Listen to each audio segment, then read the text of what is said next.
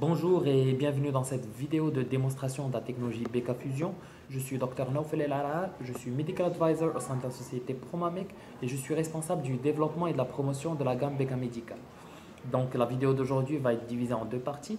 La première sera consacrée à la présentation des différentes composantes dont on aura besoin afin de réaliser une biopsie ciblée par approche transrectale. Et la deuxième partie va quant à elle être consacrée au flux de travail. Donc on verra les étapes que l'on va devoir suivre afin de réaliser ce type de biopsie.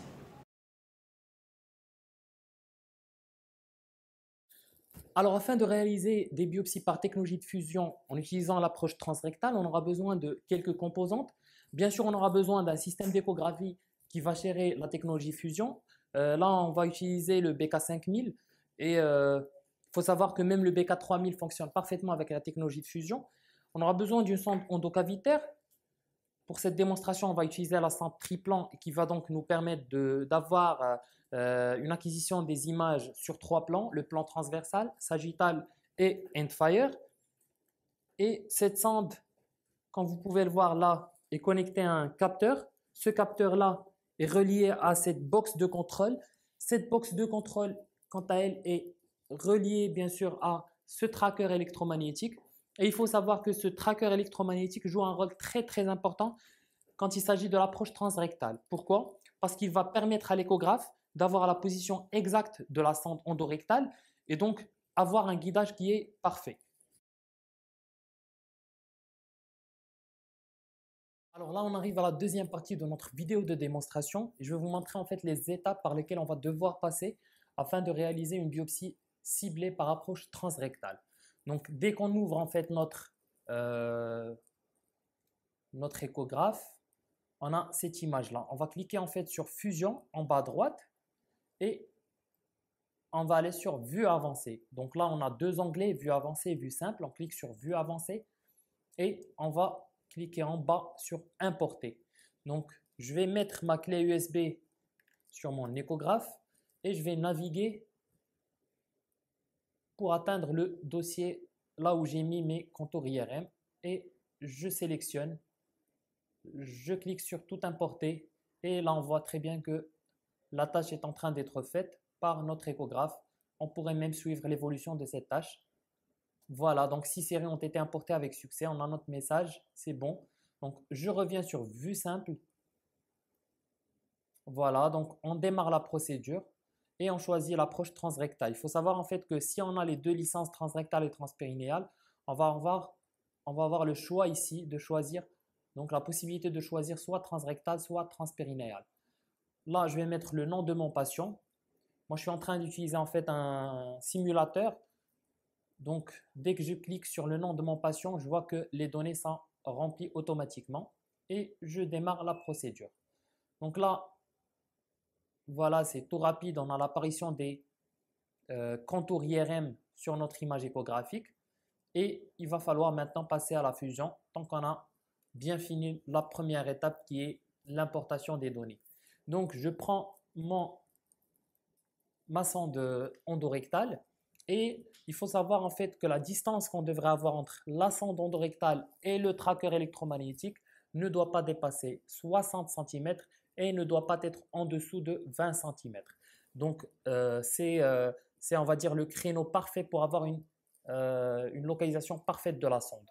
Donc ce qu'on va faire c'est que on va mettre un petit peu de gel dans notre sonde, voilà comme ceci, et je vais introduire la sonde dans le rectum de mon patient. Alors la première étape à faire, c'est de naviguer jusqu'au milieu de la glande. Alors pour naviguer jusqu'au milieu de la glande, notre repère en fait c'est l'urètre.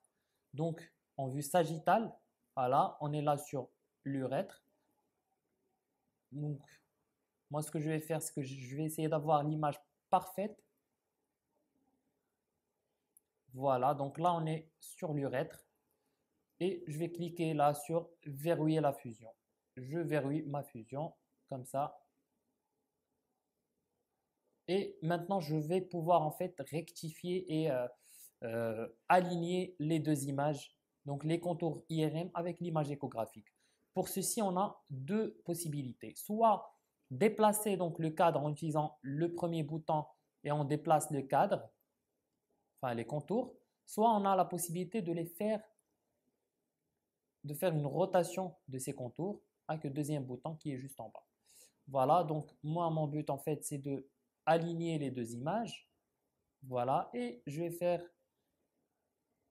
un petit sweep sur toute la glande afin de vérifier si mes contours sont bien alignés. Ici, je suis satisfait de mon alignement. Voilà.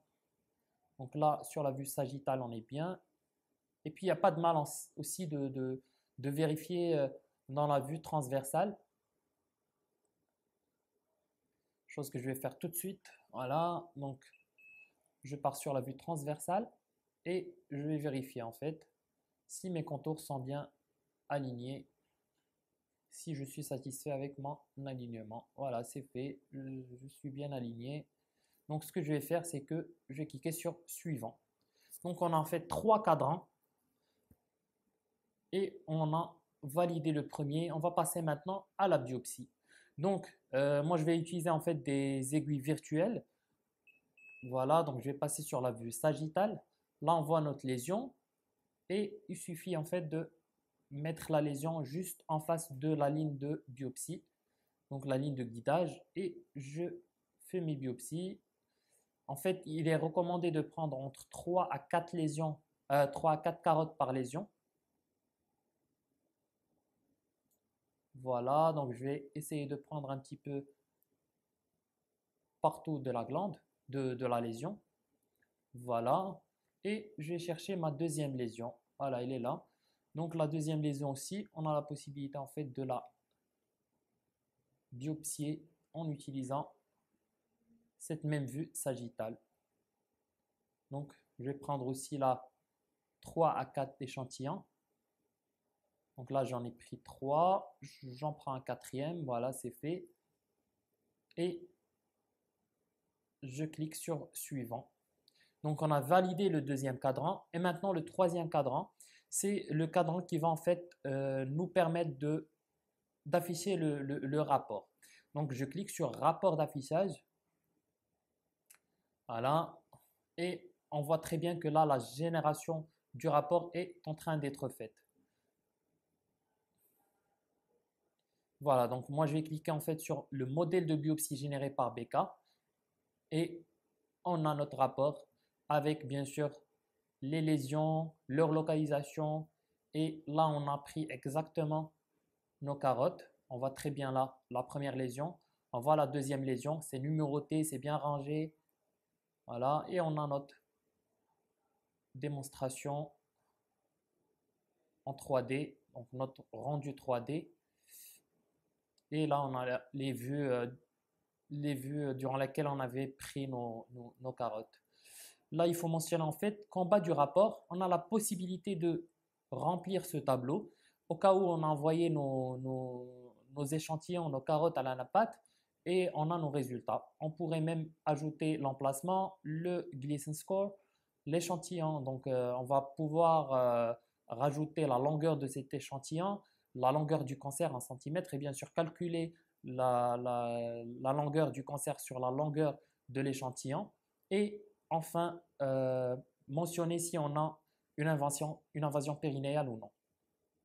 Voilà, donc on a la possibilité de créer un rapport PDF, de l'enregistrer aussi. Donc je vais mentionner prostate ici et je pourrais donc l'enregistrer sous format PDF comme vous le voyez ici sur ma clé USB. Voilà, donc on ferme notre rapport et on ferme notre session.